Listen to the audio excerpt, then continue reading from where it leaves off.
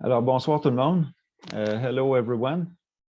Welcome to this February 1st council session. So it's right now 7:04 p.m. So we'll start the session. Adoption de l'ordre du jour. Donc, qui propose l'adoption de l'ordre du jour? Le conseiller Wilson, appuyé par le conseiller Labrie. Parfait, merci beaucoup. Ce soir, nous avons un ajout à l'ordre du jour. Donc, c'est le point 6.7 C. Et c'est une résolution pour le renouvellement du contrat de service en déclassement des archives. Donc, c'est le seul ajout que nous avons et nous n'avons aucun retrait à faire là, à l'ordre du jour. Donc, au niveau du rapport du maire, donc, during the last month, we started our discussion regarding the new master plan. So we council meeting had a meeting, and we have other meetings to come, because in 2022 we will finish the master plan. De plus, aujourd'hui, nous avons reçu une lettre du MAMASH pour nous accorder un délai additionnel. Donc, nous avions fait une demande au mois d'octobre pour un délai additionnel pour l'adoption de notre plan d'urbanisme. Et cet après-midi, j'ai reçu une confirmation du ministère des Affaires municipales et de l'Habitation pour nous accorder un délai additionnel. Donc, il nous mène de mémoire, jusqu'au 6 février 2023. Donc, nous désirons aller accepter adopter notre plan d'urbanisme à l'intérieur de ce délai sans aucun doute. J'ai eu aussi dans le dernier mois, la conseillère Chan et moi avons, avec le directeur général, avons eu une rencontre avec la CCN. Nous avons discuté de divers dossiers. La rencontre a été cordiale. J'ai aussi rencontré notre députée fédérale, Sophie Châtel, avec en partie avec notre directrice des finances pour aborder quelques détails au niveau de la taxation, c'est certain. Et j'ai aussi une rencontre avec la direction générale du centre de services scolaires Portage de l'Outaouais pour discuter du dossier de nouvelle école sur notre territoire. Donc, ce sont toutes les trois rencontres auxquelles j'ai participé ont été quand même dans un bon climat et de façon avec un climat très cordial, puis avec une ouverture là, de la part de chaque institution que j'ai rencontrée. Les comptes de taxes ont été envoyés la semaine dernière, donc suivant l'adoption de notre budget et le retour du temps des fêtes, nos employés au niveau du département des finances ont travaillé sans arrêt. Ils ont même passé une journée, un dimanche complet à l'hôtel de ville avant d'envoyer les comptes de taxes la semaine dernière. Donc, nos employés sont vraiment dédiés pour la municipalité et aussi service aux citoyens. Donc, les comptes de taxes ont été envoyés, je crois que c'est mardi ou mercredi dernier. Puis, il y en a quelques-uns qui ont déjà reçu leur compte par la taxe. De plus, suite à une demande du conseil, il y a eu un résumé qui a été mis en ligne, un résumé du budget, ainsi que les items qui figurent au plan triennal d'immobilisation. Aussi, nous avons, au mois de décembre, nous avions voté une résolution pour la déclaration d'adhésion à la coalition des municipalités inclusives. Donc, nous avons procédé avec le dossier et nos documents de déclaration d'adhésion et tout ça ont été envoyés la semaine dernière à la coalition des municipalités inclusives. Donc, nos documents ont été envoyés là, pour soumettre notre appui puis notre adhésion. De plus, dans 3 semaines, dans 3 week-ends, le week-end du 26 et 27 février, j'invite la population à participer aux activités plaisirs d'hiver qu'il va y avoir, entre autres à la FAB. Il va y avoir un gros château de neige. Il va y avoir aussi le week-end, le sentier hivernal sur la voie verte Chelsea. Donc, il y aura des possibilités de louer du matériel et il va y avoir des petits cours de ski. Il y a tout plein d'activités qui vont être annoncées. Donc, le tout en respectant, bien sûr, les mesures sanitaires en place. Malheureusement, cette année, avec les mesures sanitaires en place, il n'y aura pas le service de navette, mais toutefois, nous pouvons quand même célébrer l'hiver sur notre sentier voie verte en ski, en raquette et à pied ou en fat bike, le tout en respectant les distances. Et moi, ce que je vais faire, c'est que je vais inviter la population à venir skier avec le maire. Donc, le samedi, je partirai du sud vers le nord, puis le dimanche, je partirai du nord vers le sud. Puis pour aller rencontrer des gens et saluer les participants à ce week-end. Le tout en faisant une belle randonnée de ski, en espérant que la température soit clémente. Donc, ceci fait le tour du rapport du maire pour le mois de janvier. Puis février, ça s'annonce tout aussi occupé jusqu'à présent. Donc, c'est ceci. Là, je vais passer maintenant à la période de questions. Donc, for question period. La période de questions, je tiens à rappeler que c'est une période qui dure 30 minutes. Donc, après 30 minutes, si jamais les questions ne sont pas toutes répondues, je vais demander aux membres du conseil s'ils désirent prolonger la période de questions ou non. Donc, la première question vient de Mme Barbara Shaw du secteur 5. Donc, Mme Shaw, your question is, what action has the municipality taken as part of its participation in the Nature Solution, as stated in the Chelsea Express in autumn 2021? And what action are planned? So, and the sub-question is, will an ecosystem asset mapping of all undeveloped land, whether privately or publicly owned, be undertaken to determine the role that existing forests, wetland, and waterways play in protecting the integrity of the local environment and climate mitigation? So the answer, Madam Shaw, that I received from our expert in environment and planning is Solution Nature is a project led by Nature Québec and the Société pour la Nature des Parcs. So it's SNAP Quebec in collaboration with the municipality of Chelsea. The municipality's role in this project is to assist these two organizations in assessing the issue and needs related to climate adaptation and the natural environment in Chelsea.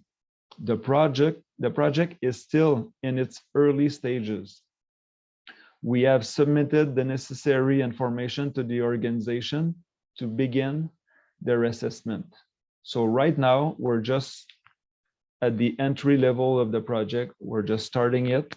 And so in the upcoming months, we will still engage the discussion with them and all that, and we'll have more information to come. But right now, it's all the information that we have on this.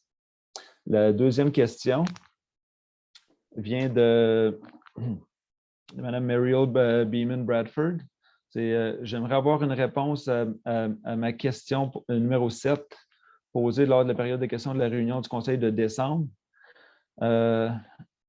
Donc, quant aux organismes et aux instances gouvernementales qui pourraient appuyer la municipalité de Chelsea dans sa poursuite de la CCN pour non-paiement de taxes PELT, à savoir la Ville de Gatineau, Fédération des municipalités du Québec, la Fédération canadienne des municipalités et bien sûr de notre nouvelle députée du Pontiac.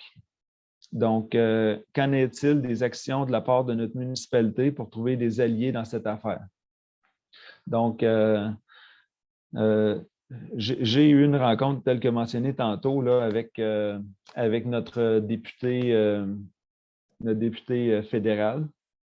Puis, dans les semaines à suivre, j'entends aussi discuter avec la mairesse de Gatineau, avec aussi notre évaluateur de la MARC, parce que là, c'est en discutant, il y a des questions qui me sont venues en tête auxquelles je n'ai pas l'information.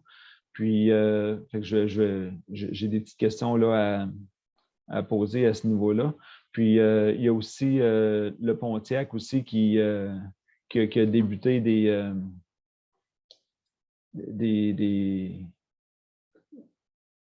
dans le fond, une opposition là, comme Chelsea et Gatineau. Donc, je vais parler aussi avec M. Larose là, à ce niveau-là. Puis, au niveau de la Fédération des municipalités du Québec et Fédération canadienne des municipalités, oui, j'entends aussi avoir des discussions avec eux. Des choses que je n'ai pas fait encore parce que j'ai rencontré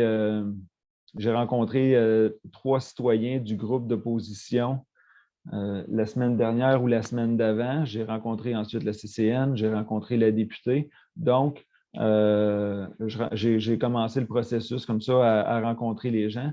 Mais n'ayez crainte, on considère le dossier important pour la fiscalité municipale et pour nos résidents. Puis, le dossier est devant la Cour, donc on n'a toujours pas de date pour la Cour, mais il n'y a pas une semaine qui se déroule sans qu'on ait des discussions à l'interne là, sur ce dossier. Puis, on a une discussion aussi hebdomadaire avec nos avocats aussi sur le dossier. Mais tout ça, vous savez que c'est un dossier qui est maintenant devant la Cour. Fait qu'il y a certaines informations qu'on peut dévoiler, puis il y en a d'autres qu'on ne peut pas dévoiler. Puis ça, ben, c'est certain que vous comprenez la situation. Puis je vous remercie. Question numéro 3. La question vient de Mme Landry. When will there be public consultation on the project of the 185 Old Chelsea Road before it is approved by council? And will there be an opportunity to make recommendation? Donc, Madame Landry, since this is a private project, the municipality doesn't have the right to distribute confidential information about the developer's plan to the public until it has been submitted to the council in a regular council session. It is only at that moment that the private project becomes public knowledge. But on this, council will meet with the developer to have a presentation to the council. There was a presentation to the planning committee, and now we ask for a presentation to the council. But as mentioned, those documents belong to the developer and cannot be shared. But I'm pretty sure that your counselor can answer a few of your questions post to the meeting that we will have to have an explanation and a presentation of the project. Will there be dynamite usage on that site? If yes, what precaution can local residents expect the municipality to enforce to protect our properties from dynamiting rock? Donc, as part of their building application, we asked property owners whether they plan to use dynamite in their site preparation. However, there are no municipal bylaws on dynamite and blasting, as this domain is under provincial and federal jurisdiction. And on that, we exchanged in the past about that usage, and it's the Sûreté du Québec who is responsible for the dynamite usage, as Sûreté du Québec also they issue the transportation permit that must be held by the supplier who delivers the explosive to the blasting company or directly to the construction site, or the contractor who picks up the explosive from the supplier and bring them to the construction site. So when blasting is underway, municipality is not entitled to say yes or no. It's the Sûreté du Québec who regulates, and the Gouvernement du Québec who regulates the usage of dynamite.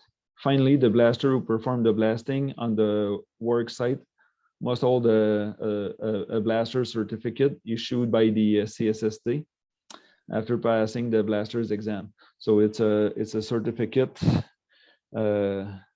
conditional for the holding the general permit. So the contractor who uses dynamite and blasting are professional in their work, but I truly understand your concern, because the previous building neighbor to that 185 Old Chelsea Road used a lot of dynamite, way more than what council thought would be needed. And but we are looking in the new master plan for to look at ways to some areas where there would be a lot of blasting and then very close smaller land.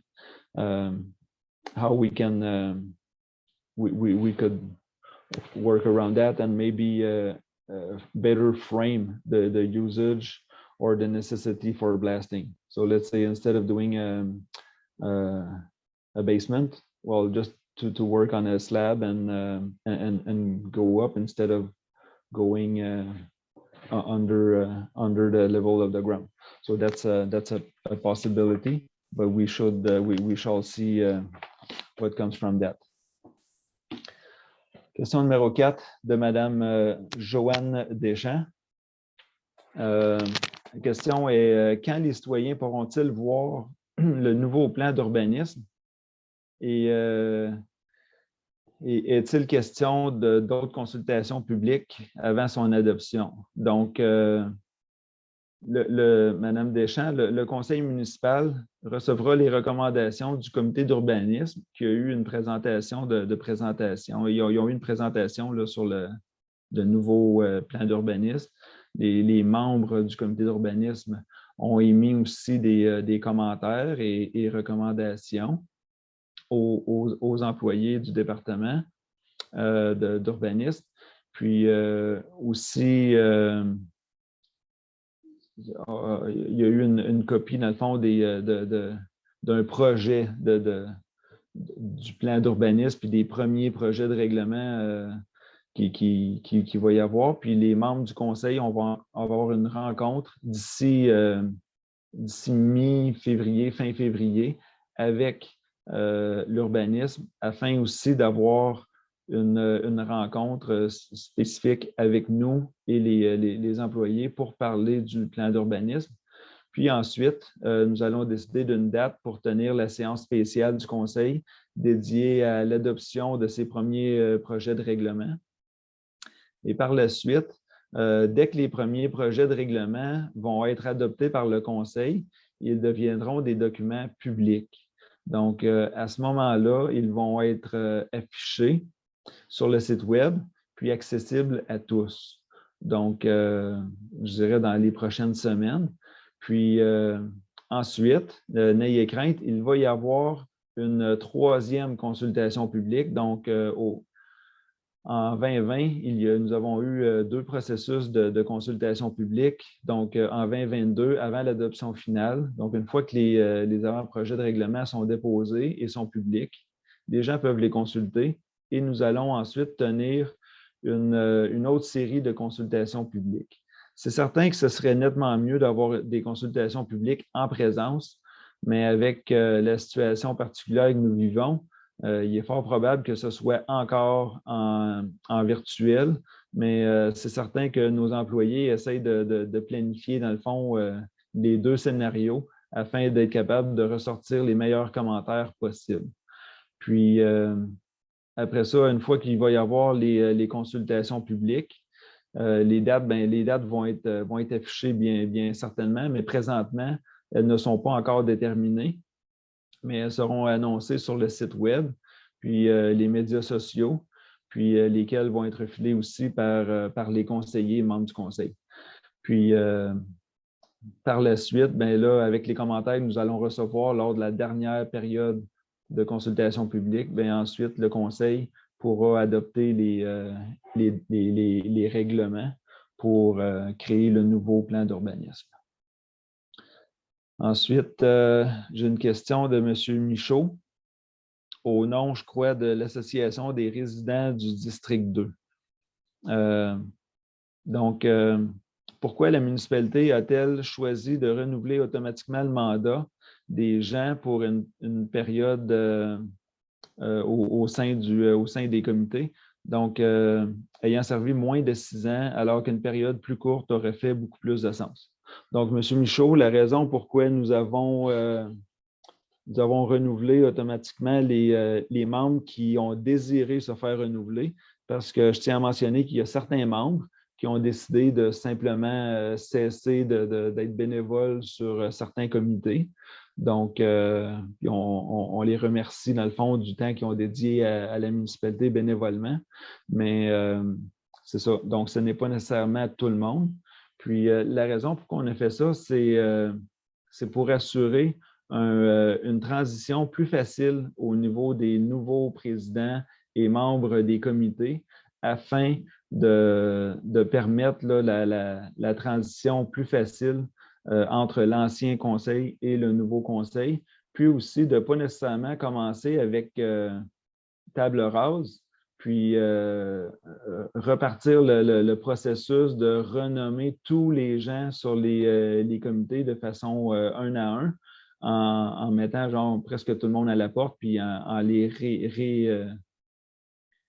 leur demandant de réappliquer. Donc, de faire ça de la sorte nous permet de continuer notre processus municipal, de continuer l'engagement de nos bénévoles qui sont sur nos comités et bien sûr, d'être capable de continuer de faire avancer les dossiers parce que tous nos comités qui ont recommencé ont eu quand même des gros dossiers et tout ça.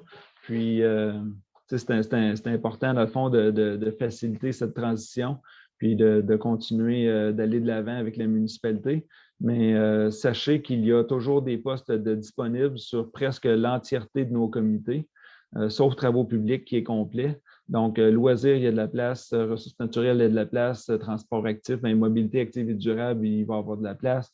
À l'urbanisme, il y a de la place. Donc, il y a toujours possibilité là, pour des gens dynamiques d'appliquer pour ça. Et le processus va être publié possiblement cette semaine ou en début de semaine prochaine pour la procédure pour les gens qui veulent s'impliquer dans un comité municipal. Et tout ça va être mis en ligne là, sur notre page web et nos médias sociaux. Ensuite, votre deuxième question, quelle est la logique d'empêcher un président ou une présidente d'un comité et son adjoint à participer au processus de nomination des membres de son comité? Ça, j'ai aucune idée comment c'est venu à vos oreilles parce que jamais qu'un président va être exclu du processus de nomination des membres de son comité.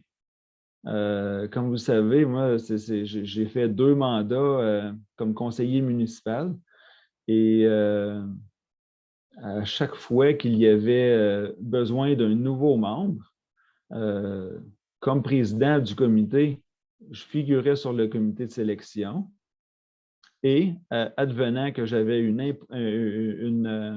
un empêchement, alors là, ben, la personne qui était avec moi sur le comité ben, me remplaçait, puis passait l'entrevue, dans le fond, avec le directeur du département et avec la mairesse aussi lorsqu'elle était présente.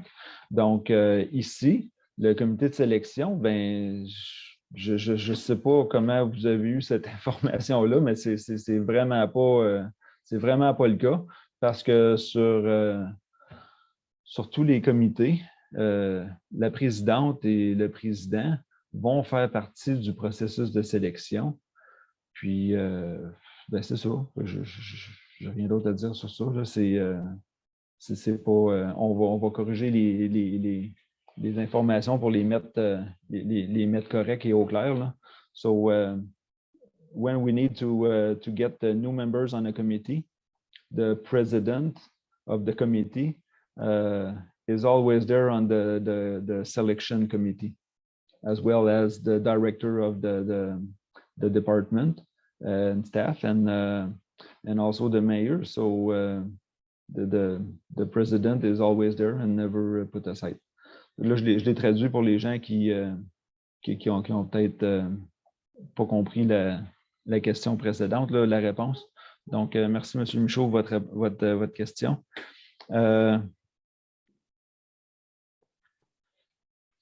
Ensuite, 4, 5, 6.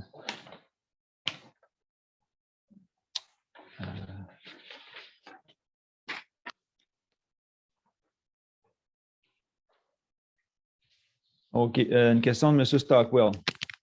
How many sites have been identified by the municipality on the River Road for the public access?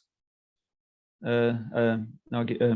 Following the January 2021 public consultation on public access to the river in May 2021, the former council decided it would identify public access sites and then conduct feasibility and environmental studies at these sites to ensure these access were user-friendly and safe.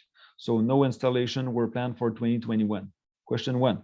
How many sites have been identified by the municipality and when these sites have feasibility and environmental studies performed? Puis, are any installation planned for 2021? So, Mr. Stockwell, with the result from the public consultation, the previous council came to the conclusion that the 2 areas to consider and study would be a municipal property located on the riverfront along the Voie Verte, just north of the Boucanerie, and the Farm Point riverfront in the general area where Saint-Clément Road meet the 105. Ben moi, je pense que c'est pas 105, je pense que c'est plus River Road, là, parce qu'il n'y a pas trop d'accès à l'eau en haut. Là. The new dock bylaw was planned to come in effect this year, but the newly elected council decided to postpone it until January 2022.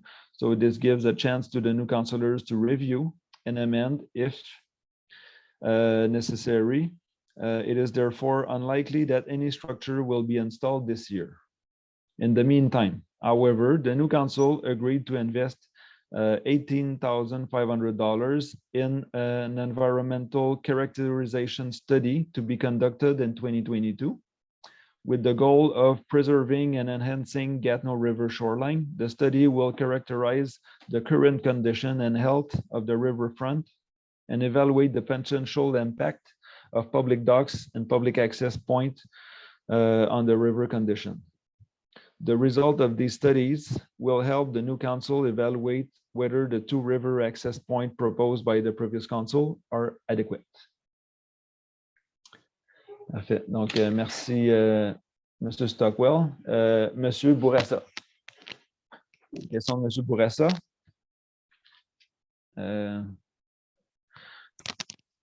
Donc,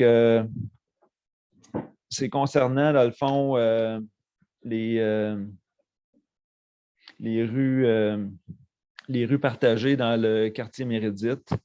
Donc, M. Bourassa dit que c'est faux que les gens ont été consultés. Puis, en mentionnant que l'association du quartier Méridite n'a jamais tenu de consultation avec la municipalité, puis n'a jamais pris de position dans le dossier qui divise, car la plupart des résidents aux adresses paires sont pour, alors que les résidents des adresses impaires sont contre, pour des raisons évidentes. Donc, pouvez-vous, s'il vous plaît, confirmer vos propos, indiquer quand ou les consultations avec les résidents ont eu lieu et comment les citoyens ont été informés de cette ou ces consultations. En date du 27 octobre 2021, puis la sous-question, c'est la municipalité semble avoir travaillé de très près avec le développeur du quartier dans ce dossier, puis quel rôle le développeur et ses employés ont-ils joué dans le développement de l'élaboration du règlement 1211-21. Donc, la réponse est quand même exhaustive, M. Bourassa. En date du 27 octobre 2021, la municipalité a été convoquée à une réunion organisée par le promoteur et les résidents du quartier afin de présenter le projet et répondre aux divers questionnements. Le promoteur était responsable de présenter le concept et la municipalité y était en appui pour répondre aux divers questionnements. Je joins une conversation, en tout cas, il y a eu une conversation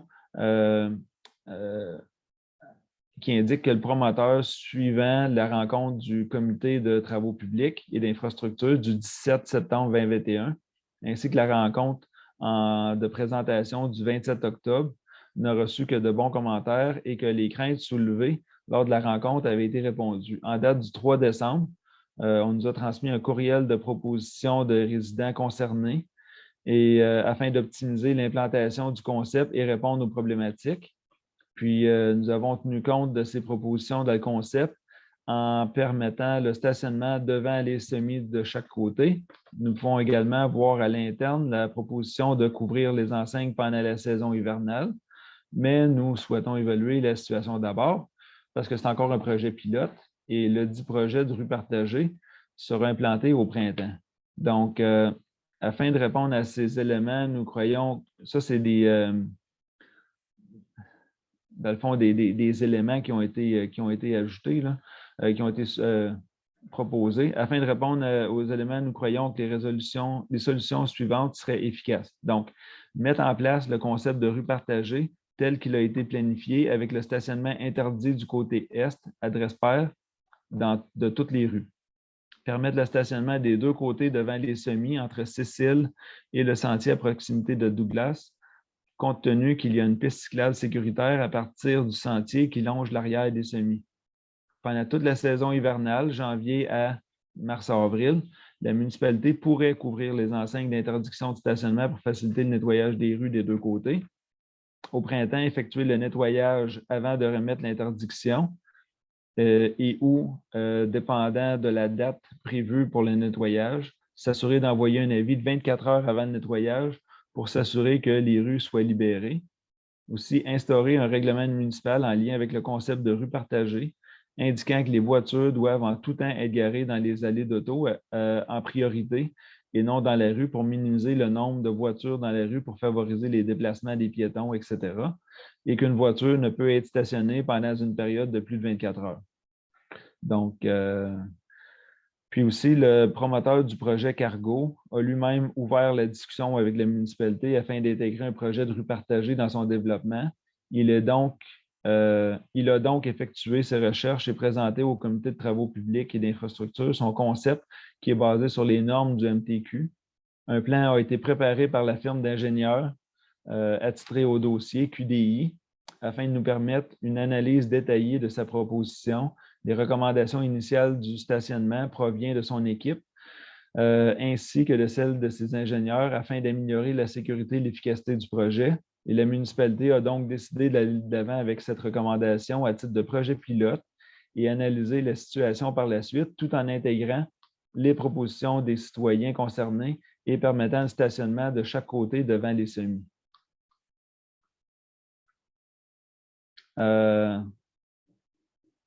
Mr. McRae has a question regarding the gas-fired natural gas pipeline, because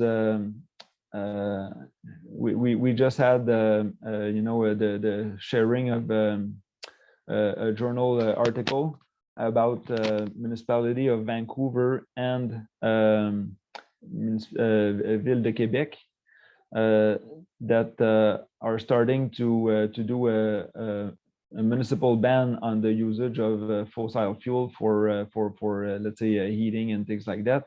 So the question of Mr. McRae is, will the municipality council commit to develop a greenhouse gas reduction strategy that includes, among other things, measures to limit the use of natural gas for home heating?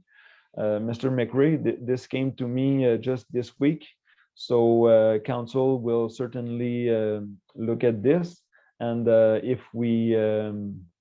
if council feel the necessity, we can also ask the environmental committee to look at this topic, or our staff, and so we will go forward. But tonight on the agenda, we have a Green Fund resolution for Green Fund green initiatives, and I would like to say that Green Fund money that we have was to counterbalance in a way the impact of the gas fire on our territory, because the money that we receive from the Régie de l'Énergie du Québec for the usage of a part of our land because of the gas fire pipelines, I asked the council in 2021 to create a green fund with that, and it was granted, and then in fall 2021 we started the new green fund with the money that we got from a gas fire at that time. So I know it's not the best, but at least it's a small step that the municipality could do to reduce the impact in a way. But and also the previous council, at one point we had a project to put the heating of the town hall in gaz naturel. So Councillor Chan and myself opposed to that, and we were able to stop that project. So right now we are still heating with non-fossil fuel. So we are heating the town hall with electricity, which is a more sustainable way to heat and our municipal building. So Mr. McRae, council will look into that in the next weeks and months, and I'm I understand your question. I understand your point of view, but right now I don't have any more information for this. Question numéro 11 de M. Savignac. Donc, M. Savignac a une question. Toutefois, on est à 31 minutes. Pour les membres du conseil, ceci est la dernière question. Donc, est-ce que vous acceptez de prolonger la période de questions pour une dernière question? Oui, conseiller Blais? Oui, OK, parfait. Madame la greffière s'est pris en note qu'on prolonge la période de questions. Donc, question de M. Savignac.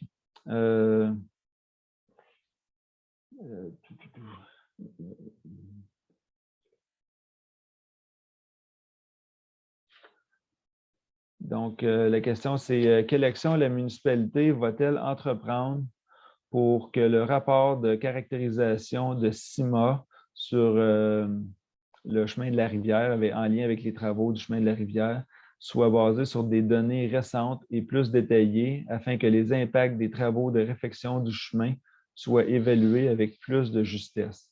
Donc, la réponse que nous avons eue de nos experts qui ont même, suite à votre question, M. Savignac, contacté la firme d'experts, de consultants experts CIMA. Donc, on les a contactés, puis on a validé avec eux, dans le fond, des informations. Donc, la réponse que j'ai eue, c'est les composantes du projet de réfection du chemin de la rivière situé dans des milieux humides ou hydriques sont assujettis à des demandes d'autorisation de la part du ministère de l'Environnement et de la lutte contre les changements climatiques du Québec, ainsi que le ministère des Pêches et des Océans du Canada. Donc, lorsqu'il y a des impacts potentiels à l'habitat des poissons. Ainsi, les études écologiques préparées par CIMA+, ont été déposées auprès de ces deux ministères et la municipalité s'engage à mettre en œuvre toute mesure de protection environnementale ou études additionnelles requises par ces ministères dans le cadre des processus d'autorisation en cours.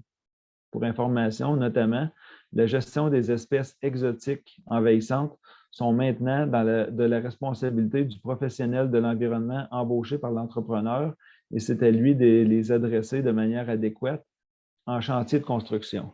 Donc, présentement, les études qui ont été faites sont conformes avec ce que le ministère de l'Environnement nous demande. Mais si jamais le ministère de l'Environnement venait qu'à nous demander d'autres analyses plus poussées ou plus spécifiques, c'est certain que la municipalité va s'engager à avoir les études qui vont répondre, dans le fond, à ce que le ministère de l'Environnement va demander. Mais présentement, toutes les études qui ont été faites respectent les besoins pour le projet.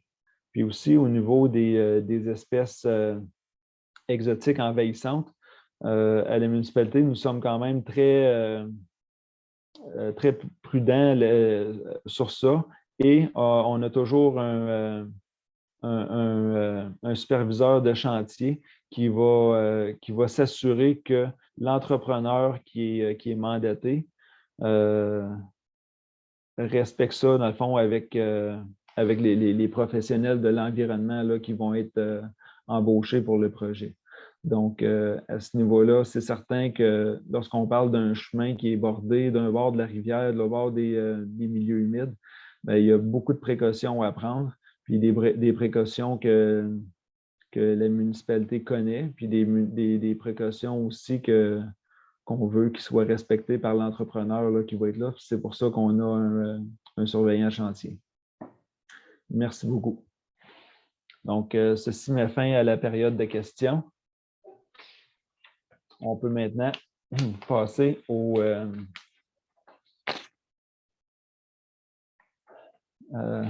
à l'adoption du procès-verbal de la session ordinaire du 11 janvier. Puis, on a une petite modification à faire à l'item 22, excusez, 26-22 dans les minutes là, du procès-verbal. Puis, c'est que le vote a été pris non pas à l'unanimité, mais à la majorité. Donc, Madame la greffière, vous avez pris ça en note. Merci beaucoup. Donc, qui propose l'adoption du procès-verbal avec la modification 26-22? Kimberly Chan, appuyé par Christopher Blais. OK. Excusez-moi, là, je passe à mon deuxième écran.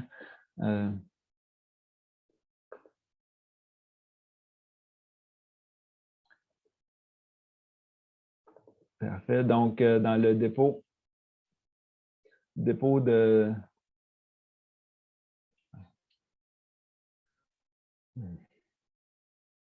Excusez-moi, j'ai un petit problème.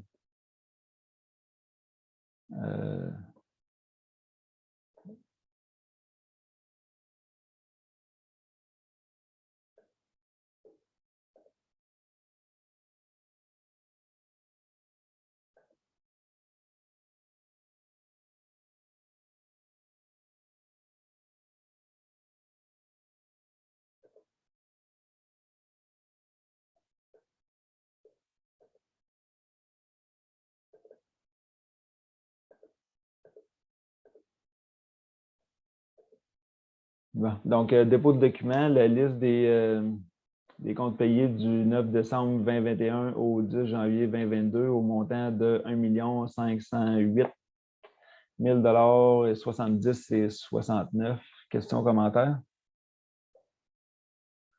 Ensuite, amendement budgétaire mensuel de décembre 2021 décembre 2021. Est-ce qu'il y a des questions, commentaires? Dépôt du procès-verbal de la rencontre du comité consultatif d'urbanisme et du développement durable du 8 décembre. Questions, commentaires? Puis, dépôt de la mise à jour du plan d'action en développement durable de 2018 à 2021. Questions, commentaires? Parfait. Au niveau des ressources administratives, services administratifs, ressources humaines, 6.7 à permanence de Mme Mélissa Chabot au poste d'agente en environnement et en développement durable. Donc, Mme Chabot a été engagée en janvier. C'est une étudiante qui est devenue maintenant permanente à la municipalité. Donc, elle occupe depuis le 1er mars là, le poste temporaire d'agente en environnement et en développement durable. Puis, l'évaluation déposée par la coordonnatrice du service de l'urbanisme en développement durable, Mme Caroline Jean, est favorable et recommande la permanence de Mme Chabot. Donc, en conséquence, il est proposé par la conseillère, le conseiller, Rita Jane, et appuyé par Cybelle Wilson. Il est résolu que sur la recommandation du directeur général et secrétaire trésorier, que Mme Mélissa Chabot soit confirmée à titre d'employée permanente au poste d'agente en environnement et en développement durable et qu'elle jouisse de tous les bénéfices consentis aux employés Colblanc de la municipalité en date du 2 février. Donc, bonsoir, M. Valenté. Donc, Monsieur le DG, c'est noté que M. Valenté s'est joint à la rencontre. Oui, Monsieur le maire. Merci beaucoup. Puis, c'est ça. Donc, en faveur pour l'embauche permanente de Mme Chabot, à l'unanimité. Merci. Permanence de M. Kevin Allaire au poste d'opérateur chauffeur classe B. Donc là, ici, dans les résolutions, il y a un petit typo. C'est que ça dit le 16 août 2021, j'imagine. Ou ou 2020, j'imagine que c'est 2021, c'est parce que là, il y a un petit typo là, dans mon document. Donc, suite à l'évaluation qui a été déposée par le directeur des Travaux publics et des infrastructures, M. Frédéric Rio, qui est favorable et recommande la permanence de M. Allaire. En conséquence, il est proposé par la conseillère Le Conseiller, Dominique Labrie, et appuyé par Kimberly Chan, et résolu que, sur recommandation du directeur général, secrétaire trésorier, que M. Kevin Allaire soit confirmé à titre d'employé permanent comme opérateur chauffeur de classe B et qu'il jouisse de tous les bénéfices consentis aux employés col bleu de la municipalité en date du 16 février 2022.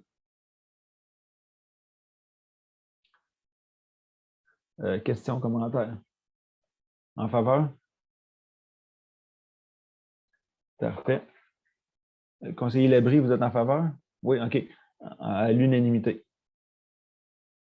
Au niveau de l'urbanisme, donc, je passe la parole à Mme Kimberly Chan, mairesse suppléante et présidente du comité d'urbanisme. Bonsoir tout le monde.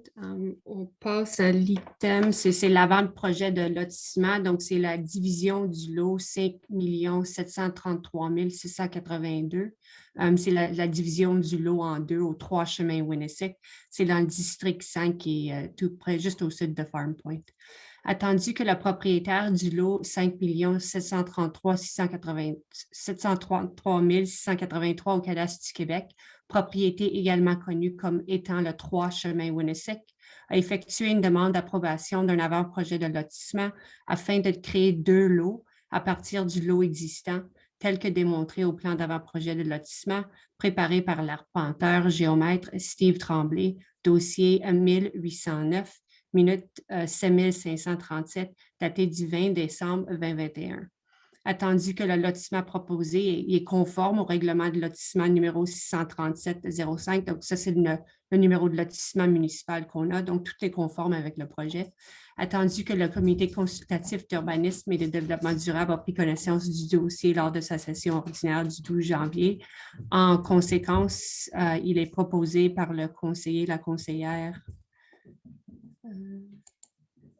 Madame Cybelle Wilson et appuyé par, pardon, je ne vois pas tout le monde, M. Christopher Blais, résolu que le préambule ci-haut soit et en partie intégrante de la présente résolution et le Conseil approuve le plan d'avant-projet de lotissement afin de créer 2 lots à partir du lot existant. On peut tout passer là.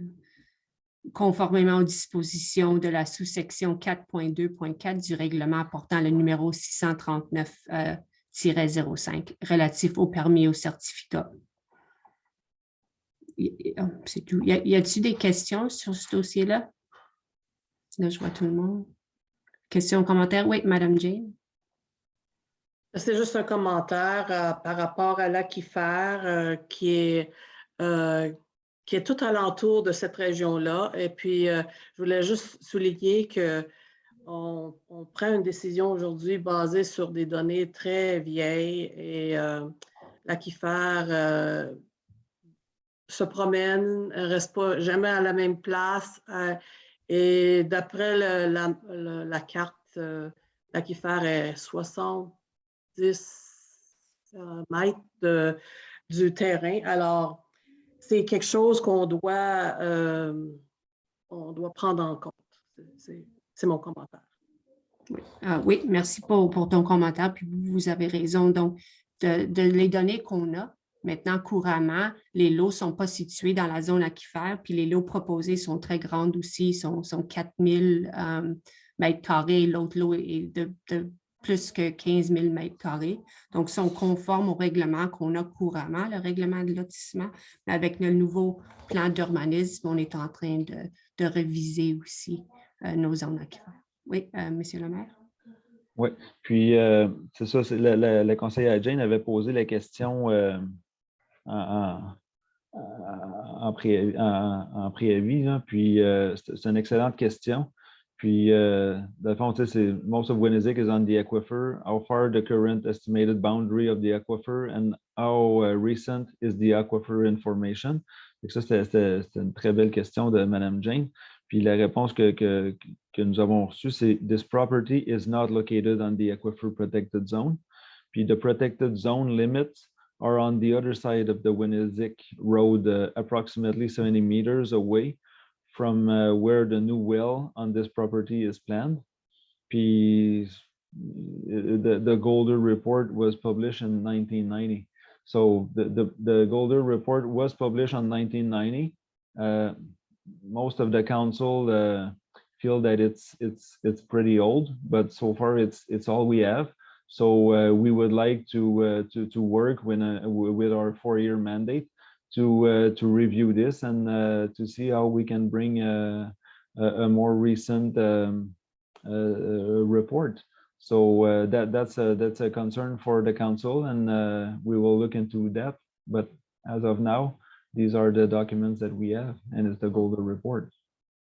Yes, I understand this. So I just wanted to say that like one of the lots is 1 acre and the other one is about 4 acre.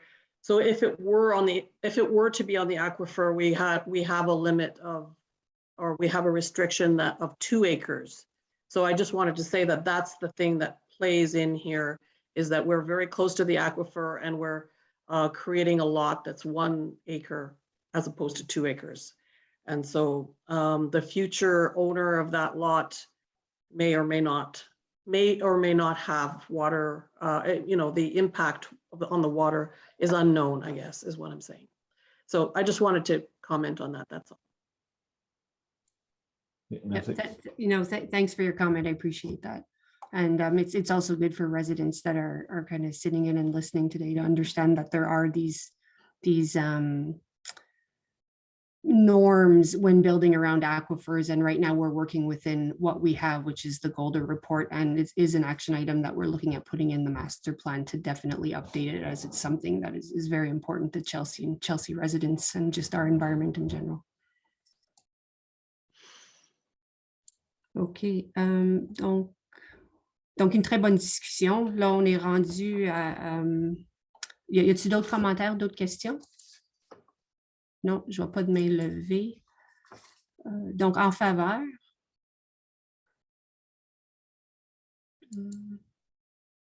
C'est-tu tout le monde? Y a-t-il quelqu'un qui est contre? J'en compte 3 pour. Là. Ah, 3 pour. Ah, pardon, je vois que... Puis vous, mais Mme Jane, là, si... Mme Chan, excusez. Ah, pardon, moi, je suis en faveur. Je joue avec comme ma souris, mes écrans, mes papiers. Là. OK, donc c'est juste Mme Jane qui est contre? Puis M. Laprie. C'est ça. Donc Mme la greffière, vous avez pris les 2 votes contre et les votes pour? Oui, Monsieur le maire. Parfait, merci beaucoup. Donc, adopté à la majorité. Merci. Parfait. Donc, j'ai fait une petite erreur tantôt. J'ai mentionné qu'on avait un ajout à 6.7, puis j'ai oublié de lire la résolution. Donc, on va juste faire un petit retour en arrière sur l'ordre du jour avant de passer au point 7.5. Donc, à 6.7c, renouvellement du contrat de service en déclassement des archives. Donc, attendu que la municipalité a besoin de poursuivre le déclassement des archives afin d'assurer le bon maintien des archives de la municipalité, attendu que le contrat de Mme Chauve s'est terminé en décembre, attendu que le contrat prévoit un taux horaire de 30 $ l'heure. En conséquence, il est proposé par la conseillère, le conseiller Dominique Labrie, appuyé par la conseillère Wilson, et résolu de renouveler le contrat de service en déclassement des archives avec Mme Annick Chauve pour l'année 2022 au taux horaire de 30 000 excusez, au taux horaire de 30 $ pour une dépense nette maximum de 48 000 $. Donc, en faveur? Parfait, à l'unanimité. Merci beaucoup. Donc, je passe maintenant la parole à Mme Jane, qui est présidente du comité, on va faire un terme court, là, comité d'environnement.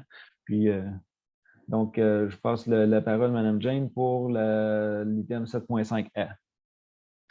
OK, bien, je vais juste introduire que le comité d'environnement a regardé, a pris connaissance de 11 projets pour le fonds vert et on avait à peu près 26 000 à allouer. Donc, il a fallu qu'on fasse une priorisation d'après les critères de sélection et l'alignement avec les priorités environnementales énoncées dans le plan de développement durable et le plan d'adaptation de changement climatique et transport actif. Alors, d'après ça, on a fait une priorisation et on a choisi 5 projets qui nous amènent presque aux 26 000. Alors, est-ce que je dois juste lire la résolution avant d'en discuter ou? Oui.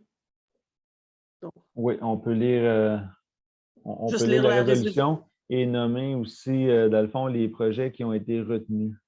OK. Alors, attendu que la municipalité de Chelsea a créé le Fonds vert afin de permettre aux citoyens, aux organismes et aux services municipaux de réaliser les projets environnementaux et de développement durable et de transport actif. Attendu que l'appel des projets a eu lieu à l'automne de 2021 et que 11 projets ont été reçus. Attendu que le service d'urbanisme et de développement durable a effectué une analyse préliminaire des projets et soumis à l'aide d'une grille d'évaluation et un système de pointage. Attendu que les projets proposés ont été présentés au Comité consultatif de l'environnement, la durabilité et les changements climatiques le 24 janvier 2022. Attendu que le CCEDCC a pris connaissance des projets et en a fait une analyse et recommande les projets suivants en ordre de priorité. Alors, le premier projet, c'est le projet 2022-02-02, Mapping of Mountains, Lake Aquatic Plant Communities in Hollow Glen. Projet 2022-08, Monarch Way Station. Projet 2022, loi-10, transport actif. C'est un projet de support de vélo à travers Chelsea. Projet 2022-07, Trees of Chelsea, c'est un projet de planter des arbres alentour du centre Meredith. Projet 2022-ENV-11, incitatif pour l'achat des couches lavables. Et il y a un autre projet listé ici et on pourrait en discuter, mais c'est projet 2022-06, collision d'oiseaux avec par le biologiste Carl Sevniak. Le dernier projet, on n'a pas les fonds. Si on a ajouté tous les montants des projets avant, on n'a pas assez de fonds pour celui-là. Donc, attendu que le budget total disponible dans l'excédent affecté Fonds vert municipal pour cet appel des projets est de 26 855,75. Attendu que le Conseil a pris connaissance des 11 projets soumis au Fonds vert et a sélectionné les projets acceptés. Attendu qu'un protocole d'entente sera signé entre la municipalité et l'organisme récipiendaire pour la réalisation du projet et celui-ci est accepté. Si celui-ci est accepté.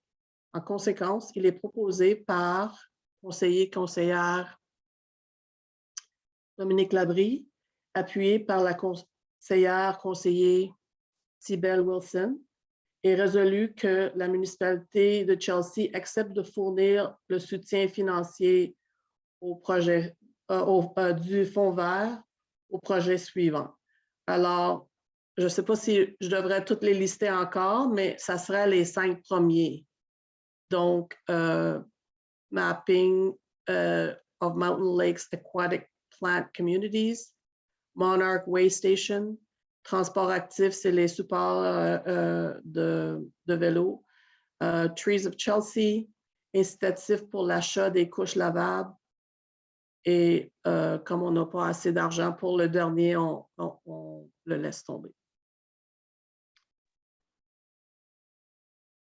Alors, c'est ça. On vote. Puis le montant total, dans le fond, là, on arrive avec un montant total de projet pour 18 586,68 $. Alors, et le restant va aller au fonds vert de l'année prochaine. Oui. Alors, est-ce qu'il y a d'autres commentaires ou discussions? Ou, le projet des couches, c'est nous avons eu quand même le précédent conseil, plusieurs demandes. Puis ça ici, c'est vraiment, il faut mentionner là, que c'est un projet pilote. Ce n'est pas nécessairement un projet là, qui va... c'est ça, on l'essaie pour une année, c'est un projet pilote. Puis ça va être dans le fond, je pense que c'est autour de 15 familles là, qui vont pouvoir en bénéficier.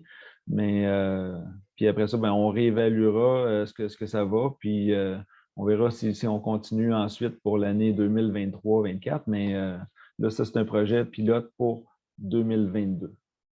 So the diaper project is a pilot project only for 2022. So we will reevaluate that after the first year to see the benefit and how it goes. Conseillère Chan.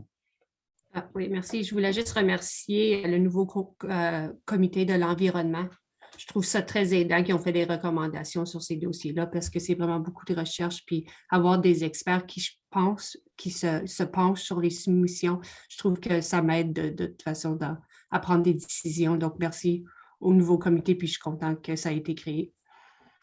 Puis aussi, juste pour dire, je suis très contente aussi de voir un projet sur le lac Beamish, Mountain Lake à Hollow Glen, parce que ce n'est pas souvent qu'on voit des projets qui ont à faire avec nos espaces bleus. Puis je trouve que c'est important qu'on mette plus d'emphase sur ces espaces-là quand on est en train de réviser notre plan d'urbanisme. Merci.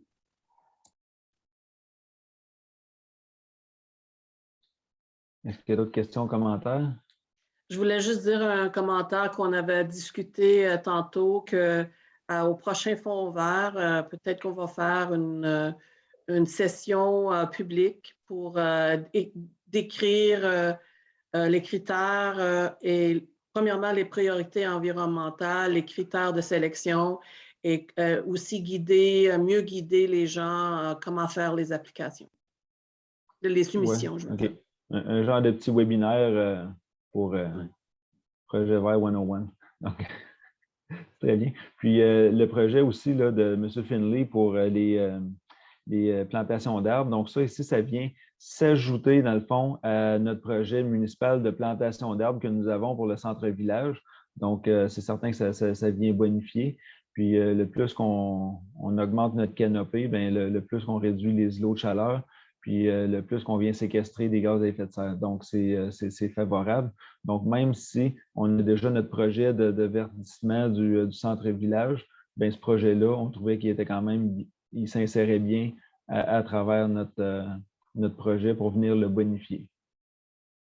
Merci beaucoup à nos résidents engagés qui s'impliquent là, avec des beaux projets comme ça pour le bien de notre municipalité et de notre environnement.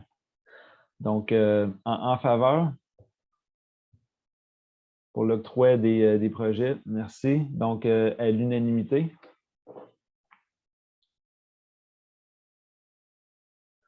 Je passe maintenant la parole à la conseillère Wilson, qui est présidente du comité des loisirs.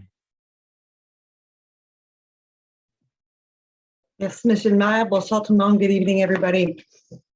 Alors, c'est la nomination du sentier qui passe sur le terrain de l'église Marie-Magdeleine. Attendu qu'en 2017, la municipalité de Chelsea s'est dotée d'une politique des noms commémoratifs afin d'encadrer les demandes pour commémorer les parcs et sentiers sur le territoire. Attendu que l'église Sainte-Marie-Magdeleine a présenté une demande au comité consultatif des loisirs, du sport, de la culture et de la vie communautaire afin de nommer le sentier qui passe par leur terrain. Attendu que le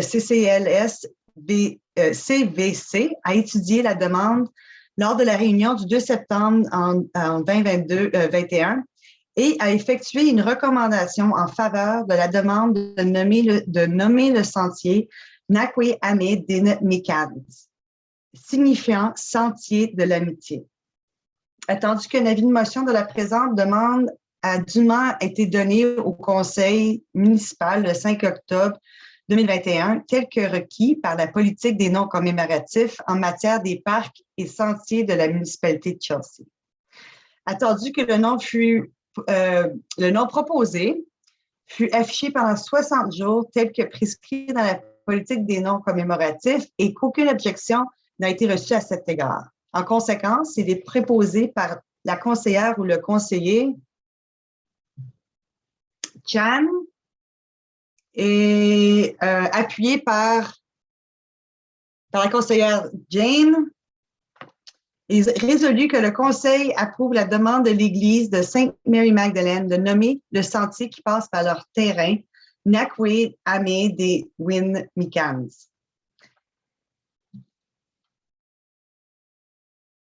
Alors, est-ce qu'il y a une discussion à ce sujet ou non, pas de question, pas de... Oui. Oui, conseillère Chen. Oui, juste un commentaire très, très positif. Ça, c'est vraiment un excellent exemple d'un sentier connectif pour un nouveau développement à des services qui sont essentiels pour la population, comme le Fresh Mart puis le Rona qui sont là.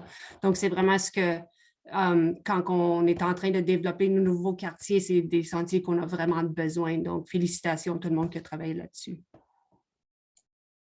Alors, ça, c'est pour vous, monsieur le maire, parce que je n'étais pas là dans le temps.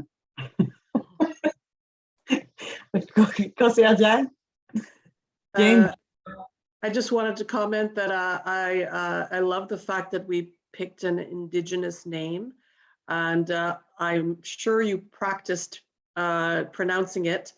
And I was going to ask if on the sign there would be a phonetic in brackets so that we can actually practice saying it. And so it's just a suggestion that I wanted to make.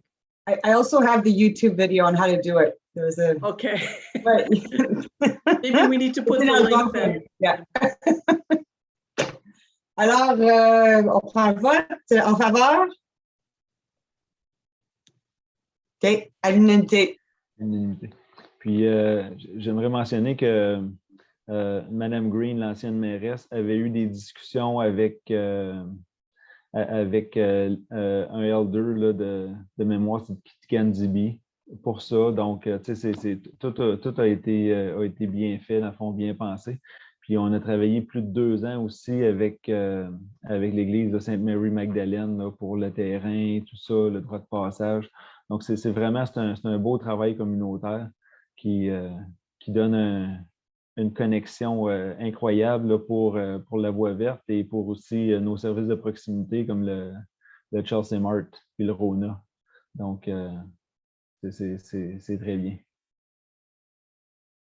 Et la petite fanfare, et le Bean Café, et la Fab, et Alouette. Et le resto. Donc, c'est vraiment bien. Ça vient s'insérer dans notre plan là, de transport actif comme un lien direct et important. Donc, merci beaucoup. Donc, adopté à l'unanimité. Levée de la session. Donc, 20h16.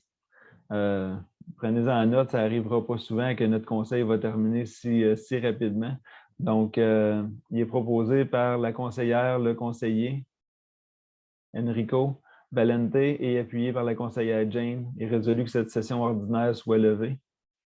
Donc, merci beaucoup. Merci à tout le monde d'avoir participé, d'avoir posé vos questions et tout ça. Puis aussi, sachez que le prochain conseil se tiendra le 8 mars. Donc, ce ne sera pas le premier mardi du mois, étant donné que la plupart des familles sont en congé avec le congé scolaire. Donc, on décale un peu au mois de mars pour faire la rencontre, la journée de la femme, donc le 8 mars. So, next council will be held on March 8th due to the school break on the first week of March. So it gives time to the family and also the counselors to spend time with their family and kids who are in the school system. So by respect to everyone, we push that by 1 week. Merci beaucoup. Donc, merci beaucoup. Bonne fin de soirée et continuez d'être prudents. Merci. Bonsoir. Bonsoir. Bonsoir. Merci, bonsoir.